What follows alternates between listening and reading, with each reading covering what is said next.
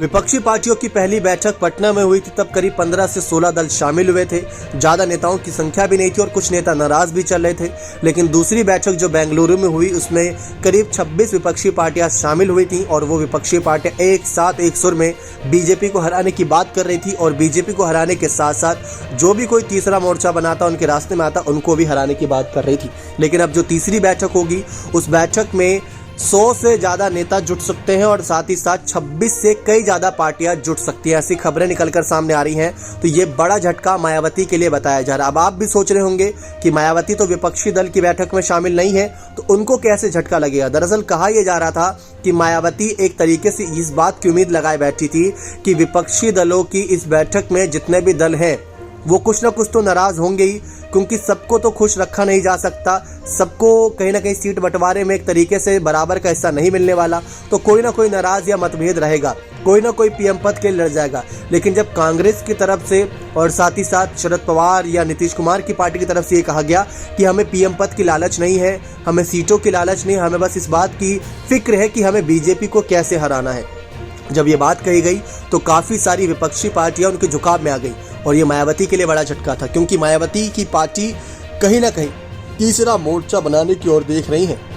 अब आप इसी बात से अंदाज़ा लगा सकते हैं कि अगर तीसरा मोर्चा बनाना है तो उन दलों की आवश्यकता पड़ेगी जो एनडीए और इंडिया से नाराज़ होंगे, क्योंकि एनडीए में करीब बताया जा रहा है 32 से ज़्यादा दल बताए जा रहे हैं, 32-38 दल बताए जा रहे हैं और विपक्षी दलों में 26 पार्टियां बताई जा रही हैं। और अगर इन सभी को सीट बंटवारों के मामले पर सहमत कर लिया तो तीसरे मोर्चे का जो प्लान है वो तो वहीं फेल हो जाना है।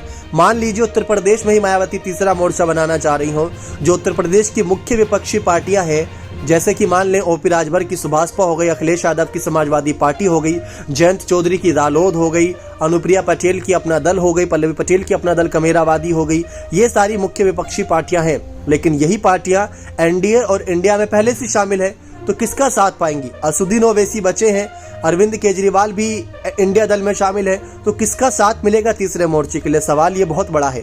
और साथ ही साथ जो अगली बैठक होगी 1 सितंबर 31 अगस्त को जो अगली बैठक मुंबई में होगी, वहां पर इंडिया दल के लोगों का भी अनाउंसमेंट हो सकता है। जो लोगो होता है, हर किसी का चुनाव होता है झंडा, वो अनाउंस हो सकता है ताकि सबका एक सहमति बन सके उस पर। और साथ ही साथ वहां पर ईवीएम के मुद्दे पर, जिस पर मायावती ने शुरुआत से बहुत पहले से आवाज उठाई है कि बैलेट बॉक्स बैलेट पेपर से वोटिंग होनी चाहिए, क्योंकि ईवीएम के साथ कोई ना कोई गड़बड़ी कर दी जाती है, उस पर आवाज उठाई, उस पर भी चर्चा हो सकती है और मुद्दों पर भी चर्चा होगी। तो ये मायावती के लिए बड़ा झटका बताया जा रहा है। जो तीसरा मोर्चे की तैयारी है वो विपक्षी दल बड़ा झटका देंगे।